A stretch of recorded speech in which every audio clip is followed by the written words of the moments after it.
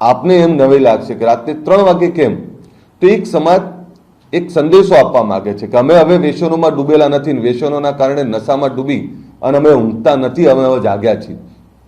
અમે હવે અમારા બાળકોના શૈક્ષણિક ભવિષ્ય માટે ચિંતિત છીએ, અમે ઊંઘ્યા નથી, હવે જાગ્યા છીએ. અમે રોજગારની દિશા પકડી છે, હવે અમે ઊંઘ્યા નથી, અમે જાગ્યા છીએ. એટલે આ સમાજ ક્લિયર સંદેશો આપવા માંગે છે કે અમે એક છીએ, એક થઈને તમામ સમાજોની સાથે મળી અને અમે કામ કરવા માંગીએ છીએ.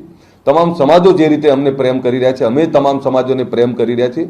એ જ રીતે અમારે પણ આવનારી પેઢીનું, અમારા બાળકોનું ભવિષ્ય સુરક્ષિત કરવું છે અને એના માટે અમે શૈક્ષણિક ક્રાંતિ માટે ભેગા થઈ રહ્યા છીએ. હવે આ સમાજ બદીઓની કુરિવાજોમાં સપડાયેલો નથી, અમે એમાંથી બહાર નીકળવા માંગીએ છીએ. એનો દાખલો જોયો છે કે અમે દિયોદરમાં જે બંધારણ બનાવ્યું, એ બંધારણ થકી સમાજમાં ક્રાંતિ આવી. એ જ રીતે આપને કહું છું કે જે રીતે આ સમાજ તમામ ક્ષેત્રે આગળ વધી રહ્યો છે, એમાં આખા એ ગુજરાતના તમામ લોકો અમે જોડાઈ રહ્યા છે. સામાજિક આગેવાનો હોય, રાજકીય આગેવાનો હોય, શિક્ષિત લોકો હોય, શિક્ષણવિદો હોય, તમામ લોકો અહીંયા જોડાઈ રહ્યા છે.